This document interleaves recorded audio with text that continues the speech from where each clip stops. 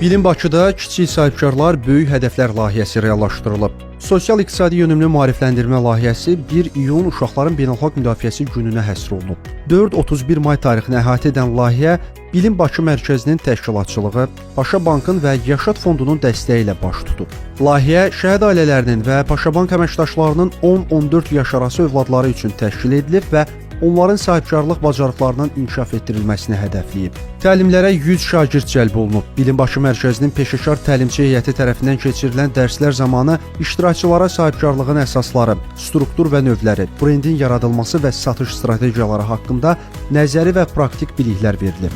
Amma pis də oxumurdu ha. Onun həvəsi idmana idi.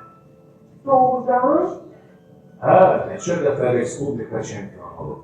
Paşa Bankın marketinq direktoru Zara İbrahimzadə bu layihənin uşaqların sahibkarlıq sahəsində bilik və bacarıqlarının artırılması baxımından əhəmiyyətli olduğunu bildirdi. Ümumiyyətlə Paşa Bankın missiyası sahibkarlığın inkişafıdır və daha belə uşaq vaxtından bu sahibkarlıq bacarıqlarını inkişaf eləmək bizim üçün çox vacibdir.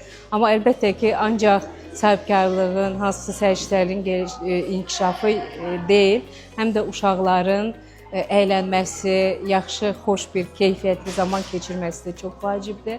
Ona görə də bizim üçün bu layihə və hörmətli Bilim Bakı əməkdaşlığı ilə, ekspertizası ilə birləşincə çox dəyərlidir və İnşallah da sonraki mərhələlərdə, illərdə də bunu davam etdirməyə düşünürük.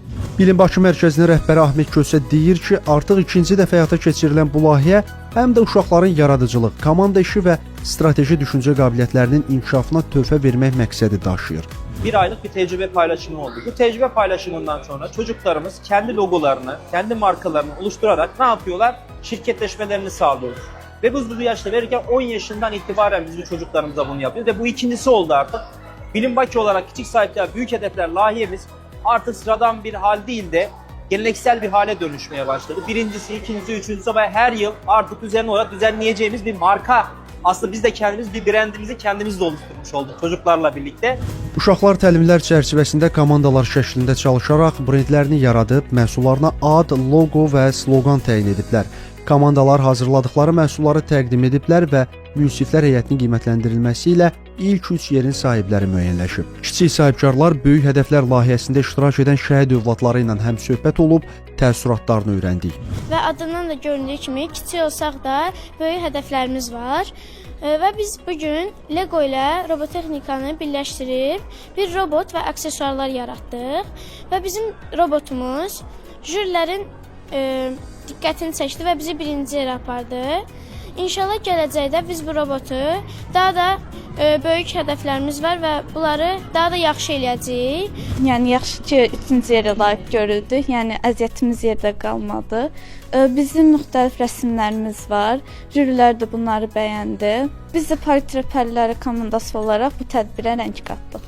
Sonda bağlanış mərasimi keçirilib. Qalib komandalar xüsusi hədiyyələrlə mükafatlandırılıblar.